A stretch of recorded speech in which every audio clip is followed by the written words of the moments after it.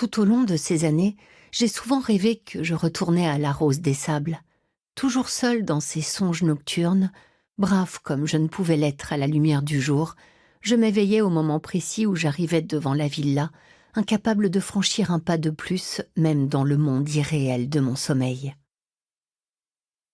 Le réveil était brutal, mélange de terreur et de soulagement.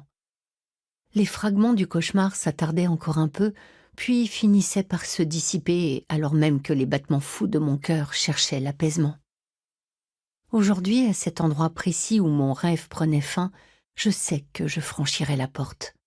Les lieux seront imprégnés du fantôme de celle que j'étais, sans nul doute, et les murs en auront gardé trace comme Manderley se souvenait de Rebecca. Des empreintes sombres, d'infinis échos venus masquer les heures glorieuses de l'enfance, et pourtant ils ne m'atteindront pas, ou si peu. Les derniers rayons du soleil tentent de s'imposer dans le feuillage du grand érable, ignorant les branches déjà dénudées, posant des perles de lumière là où l'astre le peut encore. Je contemple la vigne rouge, agrippée à la façade comme les hommes s'accrochent à des amours perdus, un dernier flamboiement avant la fin. Du plus loin que je me souvienne, j'ai toujours préféré les automnes et leur mélancolie d'ocre et de vermeil au printemps arrogant et à leurs promesses non tenues. C'est fait pour les gens heureux un printemps, pas pour les âmes hivernales.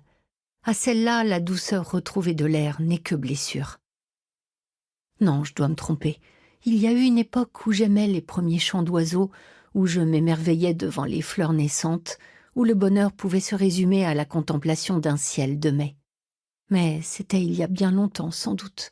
Si longtemps que j'ai l'impression que ces années n'ont jamais existé, qu'elles se languissent maintenant sur une autre rive et que j'ai toujours attendu l'hiver et ses courtes journées comme un répit dans l'interminable érosion. Mais aujourd'hui, je franchirai la porte. Il est mort.